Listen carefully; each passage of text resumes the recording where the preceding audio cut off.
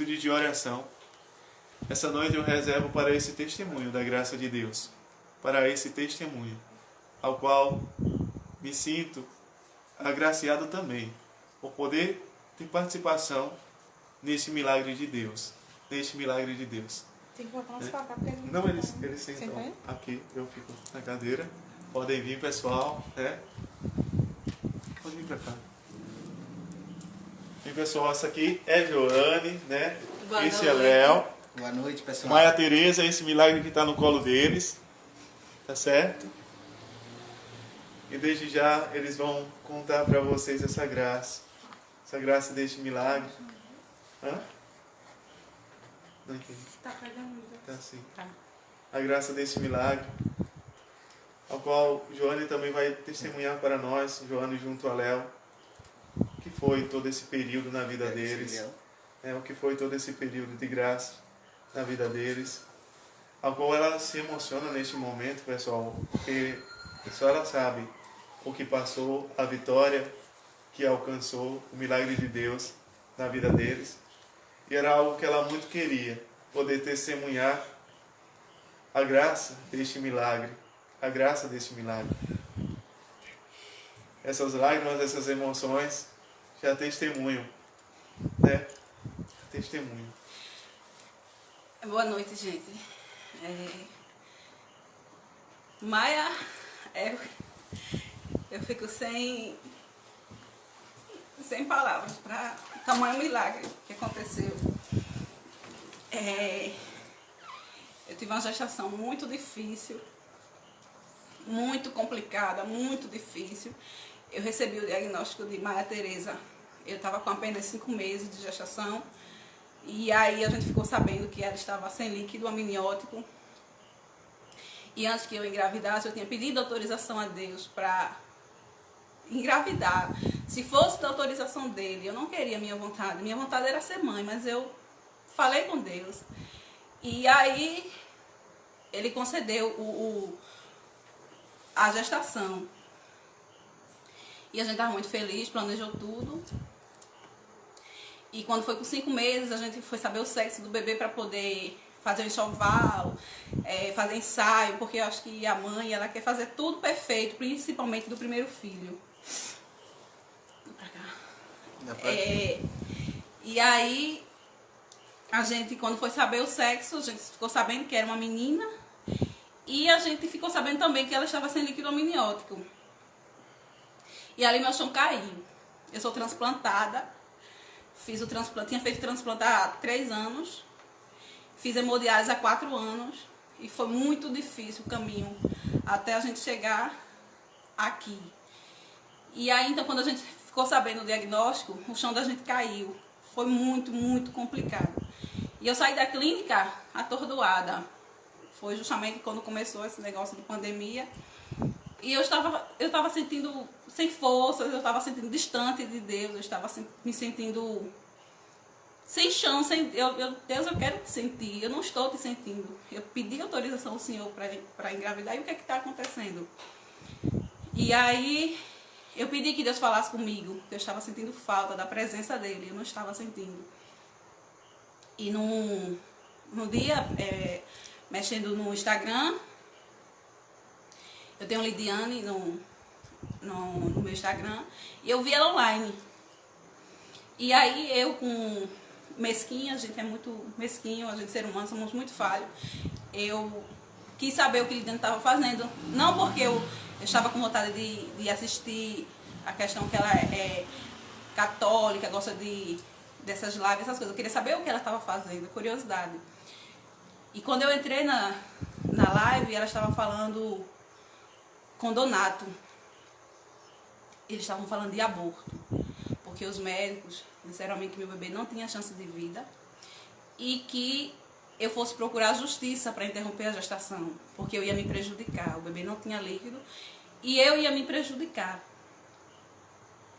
Como eu era transplantada, sou transplantada, eu fiquei muito apavorada, com medo de voltar a fazer hemodiálise, com medo de morrer na hora do parto, de acabar ali, ficar pior do que já estava a situação, muito difícil. E aí, eu conversei com a minha mãe, com a minha irmã e com meu esposo. Eram as pessoas muito que eu tinha próximo mesmo, assim, que eu me sentia confiante em conversar. E falei da sugestão de tirar o bebê. Mas para isso a gente precisava ir para o fórum, pedir autorização. Porque como eu não estava sentindo nada, os médicos não poderiam interromper. Mas sugeriam, todo momento sugeriam que eu procurasse. E quando a gente conversou, eu e minha mãe, minha irmã e meu esposo, a gente decidiu que eu ia na justiça atrás de interromper a gestação. Pedi uma autorização, me deram o laudo, que o bebê não iria sobreviver, que não tinha chance de vida, o bebê não tinha desenvolvido os órgãos. E se chegasse a nascer, que era a última possibilidade deles, não iria chorar, ia ser uma morte súbita. Nasceu, morreu. Mas aí, eu, um certo dia, entrando nessa live, eles estavam falando justamente de aborto. E aquelas palavras de Donato me tocou muito profundamente, muito. Porque ele estava falando justamente de aborto. E ele foi bem claro na live, que estava sentindo na intenção dele, que tinha uma mãe que estava querendo interromper a gestação pelo diagnóstico que recebeu. E eu ficava olhando com meu esposo, a gente estava assistindo junto, e a gente ficava, será que é com a gente? Será que isso é pra gente? E ele a todo momento falava, ele se emocionava, ele dizia que tinha uma pessoa na live, ele não sabia ao certo quem era, que queria interromper a gestação. Mas que não fizesse isso, que eu não tinha o direito. Ele disse, você não tem esse direito. Sua vida não é mais importante do que a do bebê. Tem um coração batendo. E se tem um coração batendo, tem vida. E se tem vida, a vida é de Deus. Só Ele pode interromper uma vida. Só Ele tem esse poder. Só Ele tem esse direito. E você não tem. E ele a todo momento dizia que eu estava com medo, que eu estava assustada. E ele dizia o que os médicos estavam dizendo a mim. Mas assim, eu ainda não acreditava que aquilo era comigo. Poderia ser que fosse com outra pessoa. E todo momento ele falando da minha trajetória, mesmo sem ele saber. Ele nem sabia que eu estava gestante. Eu decidi vir pra cá porque quando fica duas pessoas na live, fica travando muito. E eu não queria que travasse. Eu queria falar sem que desse nenhuma interferência. E aí ele falando nas lives todo momento e acalmando a gente. E aí ele foi acalmando a gente. Deus usou ele para que a gente ficasse calmo, para que a gente pudesse enfrentar assim, a situação que estava muito difícil, muito complicada. Eu ia para o pré-natal em Recife, na medicina fetal, gestação de alto risco, e os médicos não davam importância à minha gestação. Eles não pediam os exames necessários, eles não estavam nem aí porque eles diziam que o bebê ia parar, e era o que eu escutei. A gestação todinha.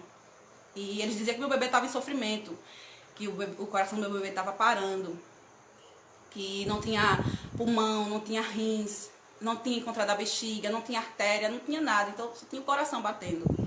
E eu tenho os laudos, eu tenho todos os exames de ultrassom, eu não conseguia ver, quando a mãe vai fazer a ultrassom, naquela ansiedade de ver o bebê, filmar para postar. E a gente não conseguia ver o bebê porque não via nada, exatamente nada. Eles entendiam porque ele era médico, mas a gente não via nada porque não dava para ver, não tinha o líquido para dar o contraste. E todas as vezes a gente chorava.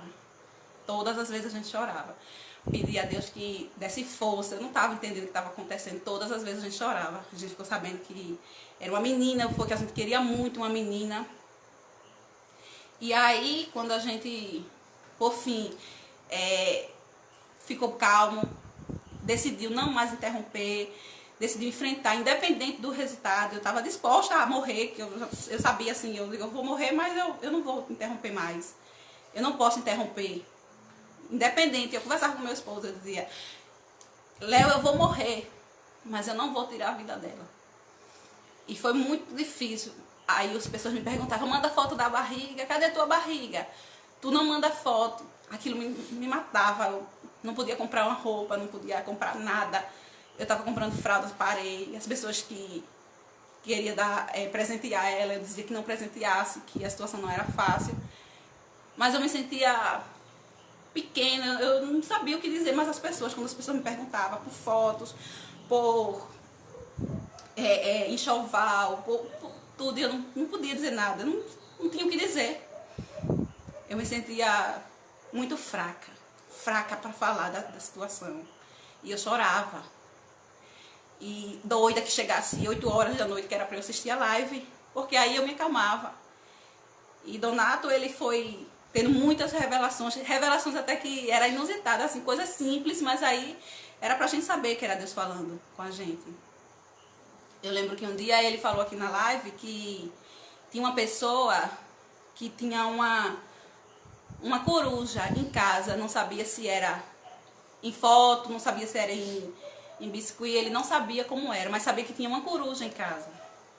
Essa pessoa precisava dar fim àquela coruja. Tinha sido eu que tinha comprado uns quadrinhos e tinha mandado imprimir 2 corujinhas dormindo e uma acordada e o nome dela, Maia, que era para botar no quarto. E a gente tinha guardado depois que ficou sabendo do diagnóstico. E aí, quando ele falou dessa coruja, eu digo, tá danado, até disso. E ia falando. Quando eu ia pro pré-natal, ele não sabia, gente. Ele nem sabia que eu estava grávida. E quando eu falei a Liliane que eu estava, ela ficou muito surpresa, que é a esposa dele. E como foi que aconteceu a intercessão? Ela se chama Maia Tereza, a intercessão foi por Santa Terezinha. A gente ia para o hospital fazer um pré-natal. E aí as notícias só eram piores. Eu fiquei de repouso, eu fiquei me alimentando com alimentação bem regrada, eu não levantava da cama pra nada, eu ficava, desde fevereiro, eu não sabia o que era dormir, eu dormi sentada, porque como eu tava sem líquido, era pra não machucar o bebê. Eu passei, desde fevereiro, dormindo sentada, até o dia do nascimento, eu dormia sentada. Aquilo me incomodava, eu chorava, eu acordava à noite com meu esposo chorando pela situação que eu estava.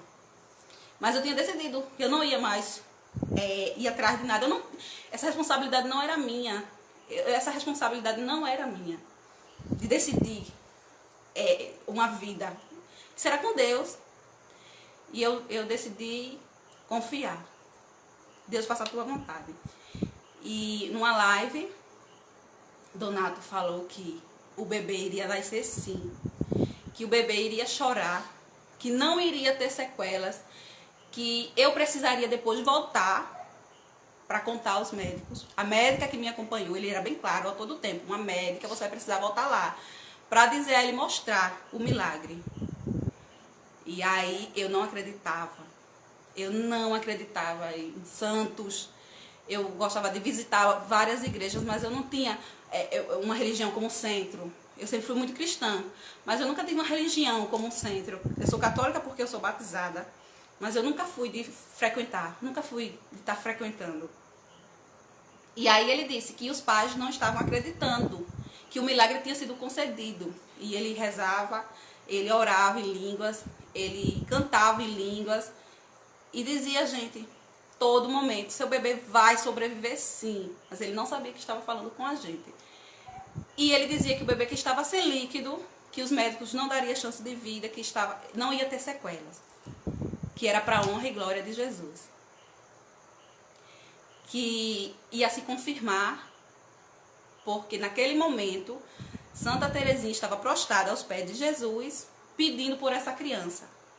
Essa criança era uma criança muito especial. Então, desde o ventre, a força maligna tentava interromper, tentava acabar com aquela vida. E eu ia ter a confirmação, que era para eu não ter dúvidas, já que eu não acreditava, que eu não estava acreditando. E ele dizia a todo momento que eu não estava acreditando. Aí, como é que ia se confirmar para mim saber que era comigo? Ele pegou uma fotinha de Santa Terezinha e ele mostrou aqui na live. E ele mandou a gente grava essa imagem. Grava essa imagem. Santa Terezinha, quando ela concede o milagre, ela se mostra através de uma rosa. E vocês vão encontrar com uma rosa. Em casos muito raros, você vai encontrar a imagem. Então, grave essa imagem. E eu gravei aquela imagem. E aí, no outro dia, fui pro pré-natal novamente. E quando eu cheguei lá, as notícias foram piores. Piores do que eu podia receber, eu já estava acabada. Mas aí, teve como piorar. Disseram que o batimento do meu bebê estava caindo. E aí eu saí desesperada da sala. Eu digo, então aquela revelação não era pra mim. Não era pra mim. E eu saí com a cabeça baixa. E as mãezinhas que estavam lá me perguntavam, como é que tá seu bebê? É o quê? Uma menina? Como é que tá? E eu baixava a cabeça e ia chorar. Eu dizia, meu bebê, não estão dando chance a ela. E quando eu peguei o elevador para descer, chorando, quando eu olho para o lado, tinha um homem com uma chave do carro, com uma imagem de Santa Terezinha. Era muita coincidência, porque eu não conhecia essa santa, eu não sabia, eu só gravei o que ele mandou eu gravar. E quando eu olhei para aquele chaveiro, eu vi a imagem, ali eu não tinha mais dúvida. Eu digo, o milagre aconteceu. Apesar dos médicos estarem dizendo que não, mas aconteceu. Eu tinha todas as ultrassons, todos os laudos, tudo dizia que não, mas aconteceu. Aí, quando eu desci, fui encontrar com o Léo, meu esposo, ele estava embaixo, ele não subia por conta da pandemia. Ele dizia, Johnny, deixa eu te contar um negócio. Aí eu, não, deixa eu te contar logo. Aí ele disse, eu encontrei a Rosa. Aí eu disse, eu encontrei a imagem. Aí foi mesmo, eu encontrei a imagem. Aí ele disse, então, Joane, tá decidido. Independente do que aconteça, ela vai se chamar Maia Tereza. Independente. Porque a live acalmou a gente, passou tranquilidade, calmaria, minha casa ficou com outro ar. A gente começou a ver as coisas de outra maneira. E aí eu tinha certeza que tinha acontecido, mas os exames diziam que não acontecia. E a médica disse, olha, você vai ficar até as 37 semanas, se você chegar, você vai ficar até as 37 semanas. Aí é quando a gente pode tirar o bebê. E eu pedia que tirassem com 7 meses, para ver se fora tinha mais chance de vida, porque diziam que quando ela crescesse, o cordão umbilical ia comprimir ela, não tinha líquido e ela ia parar. E eu querendo que eles tirassem com 7 meses, para minha filha ter chance de vida fora. E eles não aceitavam. De jeito nenhum, eles não aceitavam. E eu levei a gestação até as 38 semanas e 4 dias. E quando eu cheguei lá no consultório, no último pré-natal, ela não mais acreditava que o bebê ainda podia estar vivo. Aí ela dizia, nossa, você ainda tá aí, com esse bebê na barriga. Seu bebê ainda tá aí.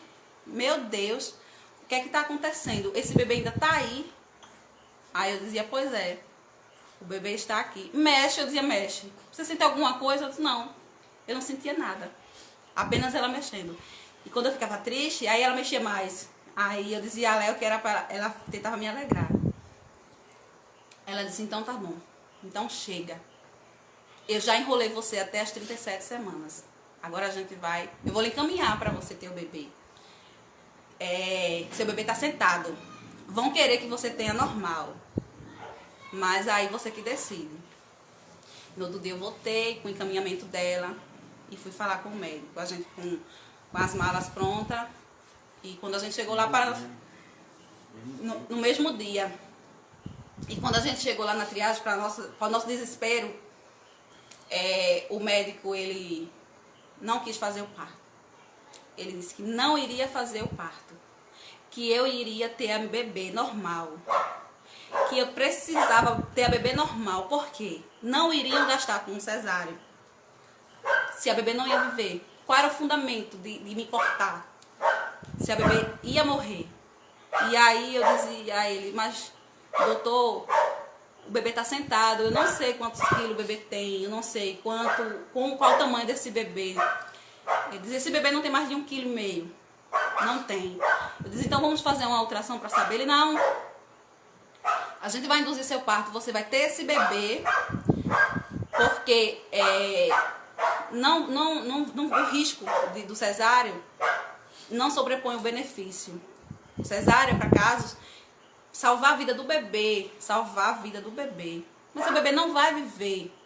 Então não tem para que fazer cesárea. O máximo que pode acontecer, Joane, é sua filha quebrar o pescoço na hora que nascer. Mas de que importa? Foram com essas palavras. Do que importa se ela vai quebrar o pescoço ou não. Ela não tem vida. Quando cortar o cordão, ela vai morrer. E ela vai ser morte súbita. Cortou, morreu. E eu chorava. Tinha outras mães para ter bebê. E elas ficavam tudo apavoradas com o que o médico estava dizendo a mim. Eu não vou fazer esse parto e pronto. Se você quiser, a gente induz. Para você ter o bebê normal. Cesárea eu não vou fazer. Eu voltei novamente para a mesma médica. Eu disse que o médico não quis fazer o parto. E aí ela ligou para a chefe lá do setor e falou o que estava acontecendo. E a chefe mandou eu ir no outro dia para fazer uma ultrassom, para saber que tamanho esse bebê estava. E aí essa médica, por mais que ela dissesse a minha mesma coisa que os outros tinham dito, ela soube falar. Ela foi humana, ela sentou perto de mim, ela conversou comigo. Ela disse que, Johnny, por mais que seu bebê não viva, você tem direito de optar como que você quer. Olha, você sabe que tem risco de hemorragia, de pré-eclâmpsia, tem risco de você perder o seu útero, você nunca mais poder ter bebê, e você sabe que seu bebê não vai sobreviver. Então, mas se você quer, Johnny, você tem essa convicção que você quer ter esse bebê cesáreo, eu disse, tenho. E aí, ela, então, a gente vai fazer a ultrassom. E quando ela fez a ultrassom, ela começou a chorar. Ela disse, eu sou mãe. Johnny, eu sou mãe. E eu estou com o coração partido. Sua bebê é perfeita, mas não tem pulmão. Sua bebê não vai sobreviver. E me abraçou e começou a chorar comigo. E eu, acabada. Mas aí, eu precisaria comprar uma roupinha, eu esqueci de dizer essa parte, eu precisaria comprar uma roupinha, uma saída. E foi o que me destruiu. Eu precisei comprar uma saída de maternidade para enterrar a minha filha. Eu precisava comprar uma saída para enterrar a minha filha. E quando eu comprei, eu lavei, estendi, fiquei olhando para a roupinha. Eu vou enterrar minha filha com essa roupa? Deus, por que tu permitiu eu chegar até aqui com a barrigona desse jeito para eu comprar uma roupa para enterrar minha filha? Foi a única coisa que eu comprei. Fora as fraldas que eu já vinha comprando e tinha parado. Foi essa saída. E aquilo me destruiu. E minha irmã todo o tempo querendo que eu comprasse, fizesse... Eu não vou comprar, eu comprei uma saída quase que eu morro. E aí, no dia que eu fui ter ela, eu levei a saída. Eu, em prantos, botei a saída dela dentro da minha bolsa. Mas eu não sabia se era para trazer ela para casa ou se era para enterrar ela. E voltei lá. Quando ela fez a ultrassom, ela disse que meu bebê estava pesando 3 kg, 250 gramas. Que não tinha condição do bebê nascer normal, ele estava pélvico sentado. E eu precisava fazer o cesáreo. De todo jeito. E ela disse, se você não conseguir fazer o parto, Joana, você vem aqui, porque eu mesmo vou fazer.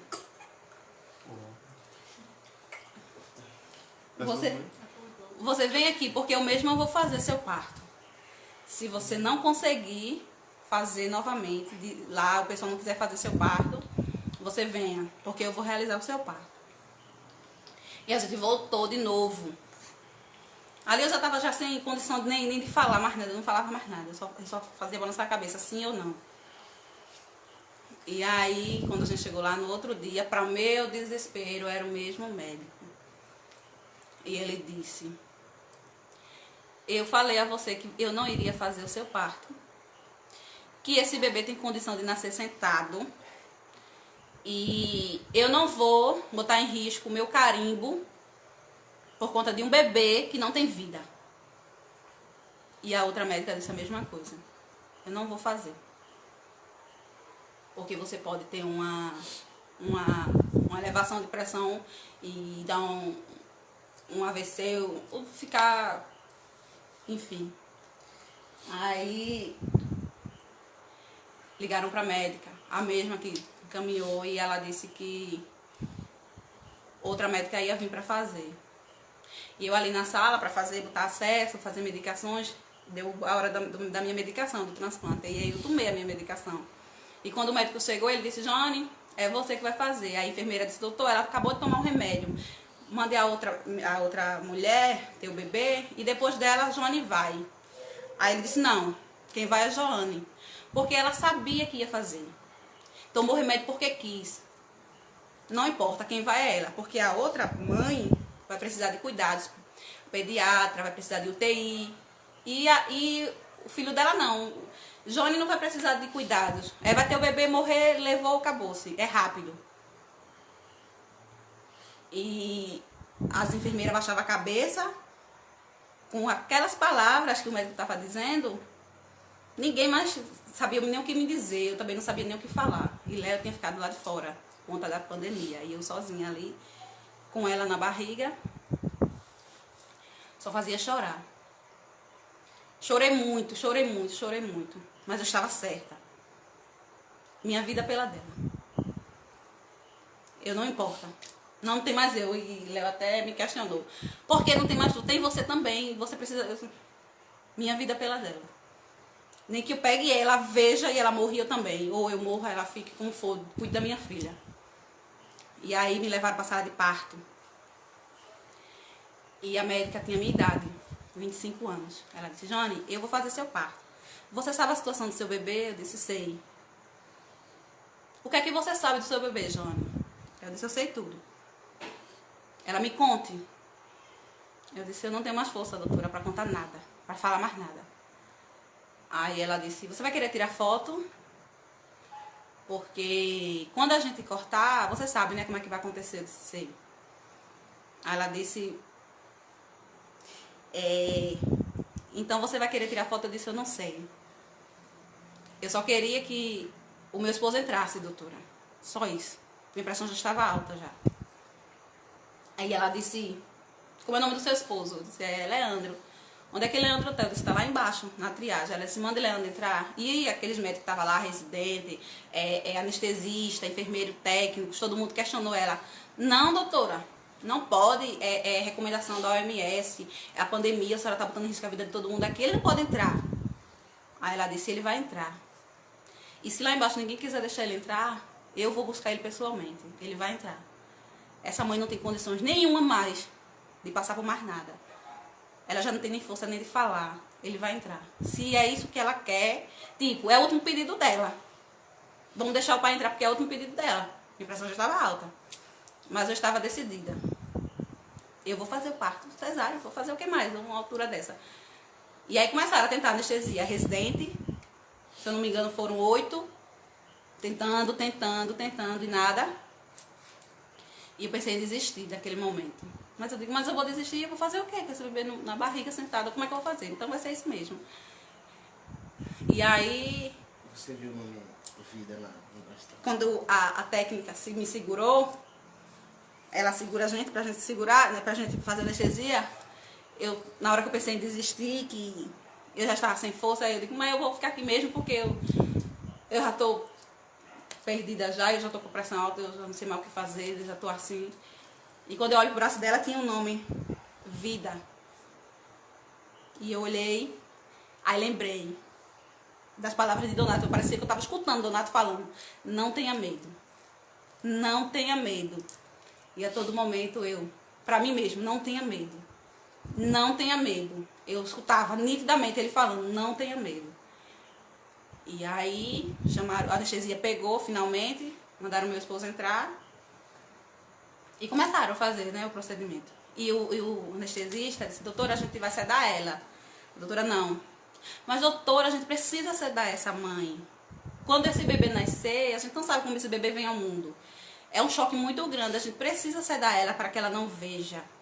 Ela disse, não, ela quer ver. Mas doutora, ela quer ver porque ela não sabe a situação que o bebê tá. Todas as mães dizem isso. E se ela, quando pegar o bebê, ela der alguma coisa, uma parada, alguma coisa? Porque a senhora sabe a situação do bebê dela, então vamos sedar. Ela não. Ela está disposta a sedar, a ver. Ela quer ver a filha dela. E ela vai ver a filha dela. E ela disse, Joane, você decidiu fazer o parto porque você não quer que seu bebê seja quebrado na hora de nascer, não é isso? Eu disse, Ela disse, então a gente vai tirar o seu bebê sem quebrar. Porque é muito difícil, porque não tem líquido. Vai ser um parto difícil. Mas aí a gente vai tirar seu bebê, sem quebrar, como você quer. E começaram a fazer o procedimento. Perguntaram o nome dela, como é o nome dela? Aí eu disse, é Maia Tereza. Aí começaram a tirar, e daqui a pouco a pediatra Joane, Maia tá nascendo. E quando pegaram ela aqui, mostraram ela pra mim, ela perfeita. Perfeita. E eu escutei quando ela disse, chora bebê, chora. E aí ela chorou. E aí quando ela chorou, eu sabia, eu disse... Era o que eu precisava escutar, era o choro. E me deram ela e disseram, olha aqui, ó, seu bebê, tá aqui.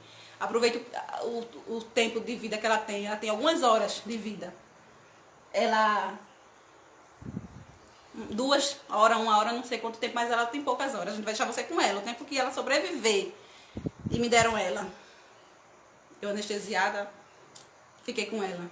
Passou 1, 2, 3, 4, 5 horas e ela aí começou a chorar, querer comida. E eu perguntei à doutora, eu posso dar o peito a ela?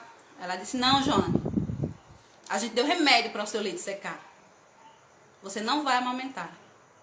Seu leite não vai chegar. Eu digo, o que eu vou fazer com essa criança com fome? Você quer que a gente leve ela perto de você? Pra gente dar comida a ela? Se quero. Mas você sabe que ela tem pouco tempo de vida. Eu disse, eu quero que leve. Dê comida a ela. E levaram ela. Passaram uma sonda. Porque disseram que ela estava muito cansada. Não ia conseguir comer. Aí, levaram ela. Levaram para outro canto. O Léo ficou em outro canto. A gente se separou. E quando foi no outro dia, tá aqui, Jônia, você tá de alta. Sua bebê tá no berçário. Você vai para uma casa de acolhimento que tem aqui dentro do hospital. Porque a gente não pode deixar você internada, mande o vírus.